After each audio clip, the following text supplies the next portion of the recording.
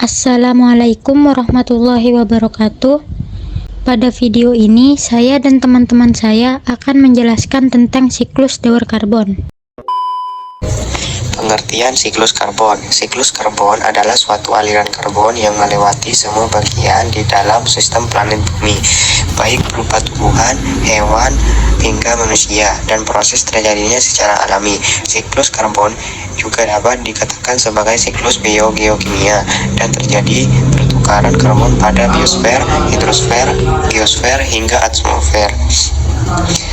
Selain itu, siklus karbon merupakan suatu siklus penyimpanan dan juga perpindahan unsur karbon yang terjadi di antara udara, makhluk hidup, tanah, dan air. Proses terjadinya siklus karbon. Siklus karbon dapat bermula dari unsur karbon di udara dalam bentuk karbon dioksida yang diserap oleh tumbuhan. Dalam proses fotosintesis, tumbuhan mengubah karbon dioksida bersama air menjadi karbonhidrat atau glukosa. Dalam proses selanjutnya, baik pada produsen maupun konsumen, glukosa dibentuk menjadi persenyawaan lain. Pada akhirnya, karbon dioksida akan dilepas oleh konsumen ke udara pada waktu bernapas. Produsen dan konsumen yang telah mati juga akan diurai oleh bakteri pengurai, sehingga dihasilkan karbon dioksida yang juga dikembalikan ke udara. Siklus karbon tidak hanya terjadi pada jaringan kehidupan di daratan, tetapi juga terjadi di perairan, di laut. Fotosintesis terjadi di area yang tertembus sinar matahari. Sebagai besar, karbon ditemukan pada kerang dan binatang berkulit keras lainnya dalam bentuk kalsium karbonat atau CaCO3. Pada saat organisme tersebut mati, kulitnya terbenam dalam lumpur dan pasir sehingga terpencil dari kegiatan-kegiatan biologis.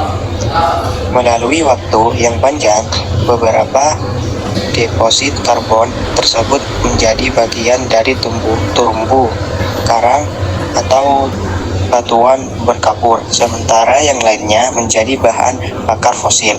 Bahan bakar fosil yang digunakan selanjutnya akan melepas karbon kembali ke udara dan siklus pun dimulai dari lagi.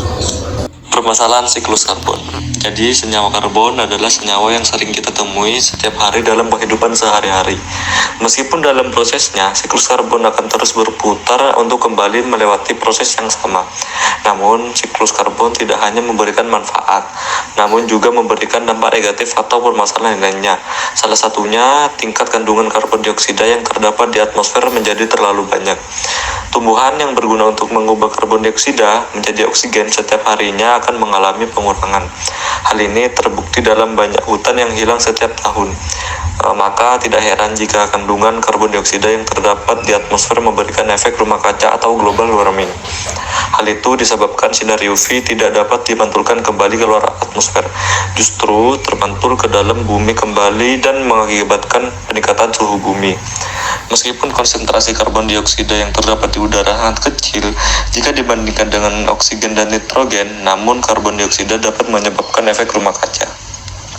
Tidak menutup kemungkinan jika konsentrasi karbon dioksida akan terus mengalami peningkatan setiap harinya, maka siklus karbon sudah tidak dapat menyeimbangkan segala macam ekosistem di bumi. Hal ini terbukti dari terjadinya perubahan iklim yang ekstrim, pemanasan global, meningkatnya ketinggian permukaan air, mencairnya es kutub, dan masih banyak lagi.